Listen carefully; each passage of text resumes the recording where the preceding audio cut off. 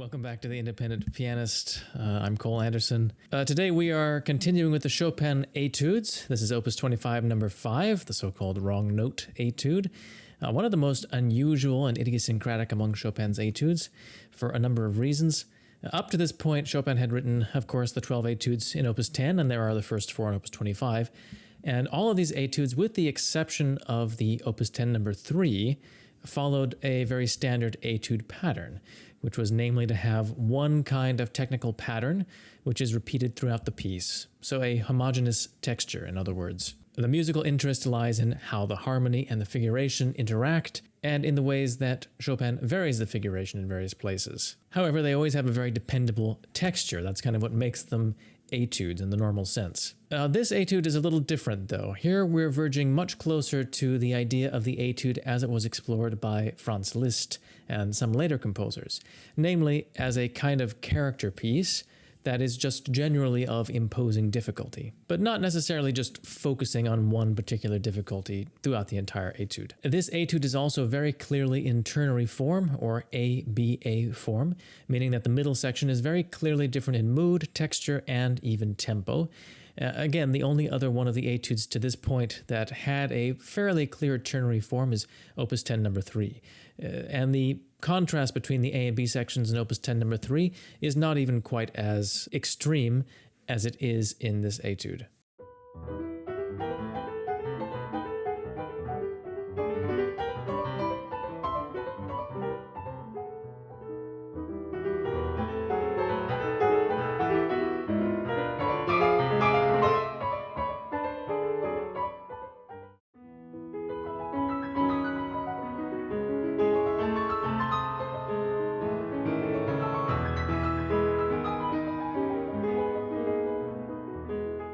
Despite this musical contrast, there is in fact a technical idea which is binding all the sections together, but it's a rather more abstract and unusual one compared to the other etudes. Instead of something straightforward like arpeggios, chromatic scales with tricky fingerings, double thirds, or whatever, here Chopin is exploring different figurations that make use of what are usually called blind double notes. In this case, it's blind sixths and fifths, for the most part. So this kind of bizarre term, blind double notes, definitely warrants an explanation. It's actually pretty simple. Supposing that you have a run in double thirds, like this one in double major thirds. Well, if you actually leave a few notes out here and there but retain some of the thirds, it actually doesn't sound that much different, and you're able to play it much faster and much more lightly. Now, in this example, you can't actually hear the difference, but in this particular example, where you have a turn in thirds, there's basically no way you're going to hear the difference between the first version with all the thirds there and the second version with 1/3 left out. However, the second version is much more dependable in every situation, no matter what you're playing before or what you're playing afterwards. So the technique of using blind notes is actually a very effective one, and one that great pianists use sometimes in pieces, even in pieces where the composer wrote in a string of double thirds. Now, another benefit to this kind of technique is that you can write much faster figuration that, because of adding in one double note here and there, it actually makes the entire figuration sound richer, sound a little bit more like it's just written in straight double notes. So Chopin takes advantage of this to spectacular effect. I think in particular the richness and glow of the middle section figuration is really extraordinary, and he's just adding one double note, 1/5 or 6th, every third note here, but it creates this wonderful fullness and richness to the sound.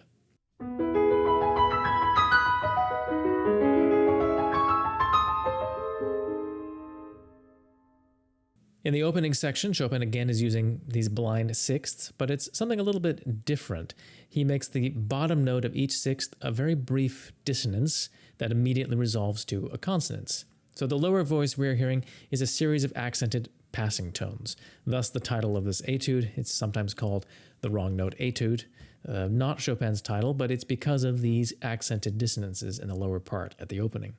The upper voice of the sixth forms a melody of its own. So here are the two parts separately and put together, so you can kind of see the interesting composite effect they make.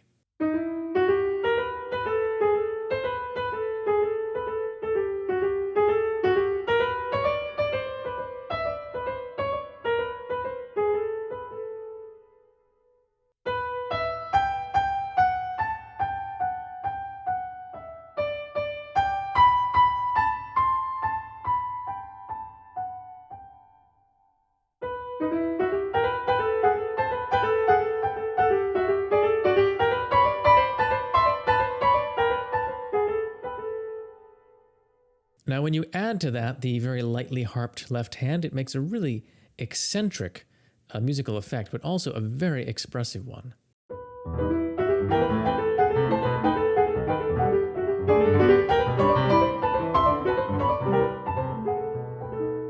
And I just want to mention one other technical detail here.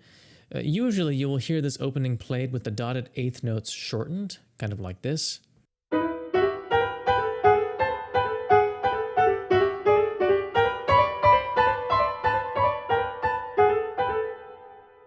And this does have a very interesting sound. And in fact, there's a famous recording of Arthur Rubinstein who plays it that way. And it's actually very beautiful the way he does it. But not only does Rubinstein play the first section slower than the middle section, he reverses the tempi, I also don't think that this articulation is exactly what Chopin had in mind. What Chopin notates suggests rather a kind of non-legato, kind of leggero touch. And out of curiosity, I listened to half a dozen pianists play this etude. The only one that I found who played it with this kind of non-legato that I've been trying to get myself, so not playing the dotted eighth really short, but kind of holding it out, was Claudio Arrau. And not surprising that I would like Arrau here. I love his recording of the complete Chopin Etudes. It's one of the supreme recordings out there. And if you are looking for recordings of the complete Chopin Etudes to listen to, I also very much recommend Wilhelm Backhaus's complete recording of all 24 etudes. I believe it was one of the very first recordings ever, even before Alfred Cortot. Cortot's versions of the etudes are very imaginative, although peppered with wrong notes here and there. But if you can get by that, they also have a lot going for them. And I also highly recommend the complete recording of Opus 25 by George Bullitt. It's a live recording, I believe, from radio. I mentioned George Bullitt in a video a while back, actually. A wonderful pianist who's not that well known, and he has a very gorgeous take on many of these pieces, including my absolute favorite recording of the double thirds etude, Opus 25, number 6. Anyway, that's a bit of a tangent, so back to the music. Chopin establishes this figuration, and it does have a very oddly humorous but kind of wistful quality. It's very odd, very difficult to pin down the emotion of this opening. Words can hardly do it justice. But there is something rather humorous about what he has the left hand doing. Sometimes the left hand has these kind of acrobatic, widely spaced arpeggios, and you have to really wrench your hand around to make those happen. Or other wide jumps, which, as I was saying, kind of give it a little bit of a puckish quality.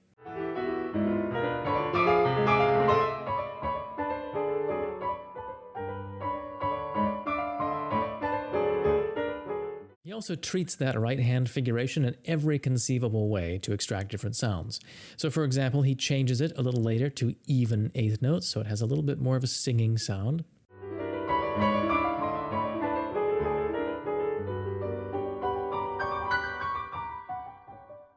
And then there's an even more songful version in which the upper part is sustained into quarter notes, so that the feeling is really completely transformed, as is the sound world.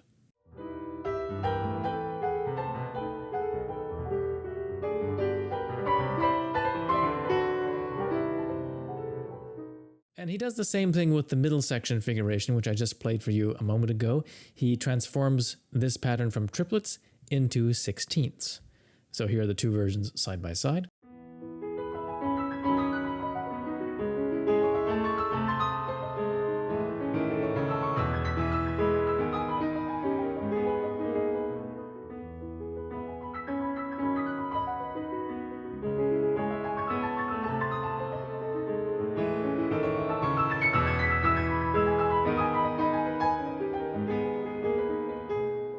In the recap, Chopin finds another way to vary the figuration. This time he writes 3-note chords on the beats in place of the sixths, giving it an even fuller and richer kind of sound.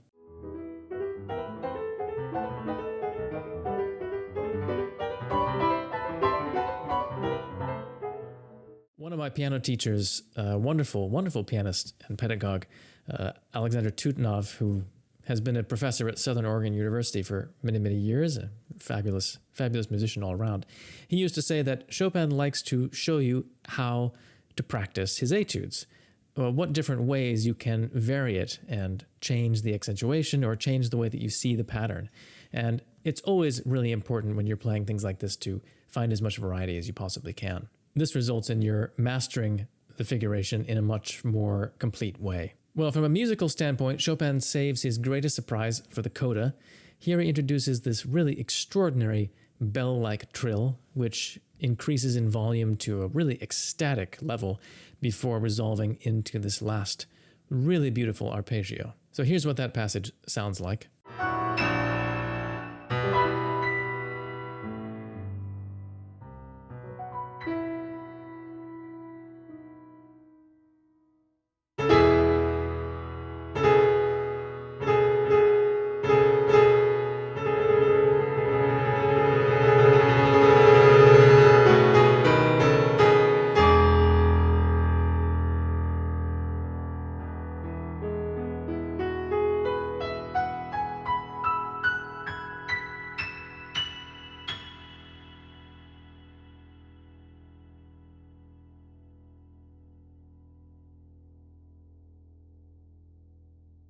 And on first, this seems absolutely incredible. I mean, where does it come from? It seems totally disconnected to everything that came before, but somehow it also seems to fit. And this is actually because it does fit.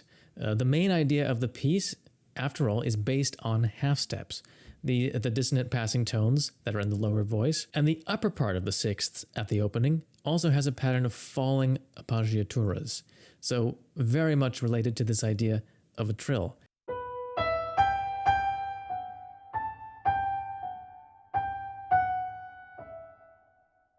Likewise, if you look at the melody in the middle section, it has this very prominent trill-like shape to it.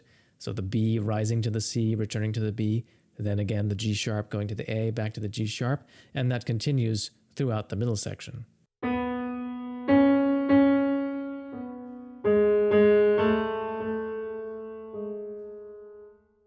So as a matter of fact, this final trill has been prefigured by everything that came before, and Chopin just has the audacity to present it to us in this kind of incredibly brash way. But actually, the extraordinary thing is that it really works. So please enjoy the complete performance coming up in a moment here. Please do also consider supporting the channel. If you can financially. A very easy way to do that is at www.patreon.com/independent pianist, where you can sign up to make monthly pledges. That really helps me to keep bringing you this content. Even a small amount like $2 or $3 a month is already very helpful. If you are interested in studying with me, I also take private students online, so feel free to drop me a line at cole@independentpianist.com if that interests you. And I also am always open for doing house concerts or performances, so if you'd like to book me for a solo concert and hear me in person, please feel free to drop me a line at that same email, cole@independentpianist.com. So thanks again for watching, and until next time, please keep practicing and take care.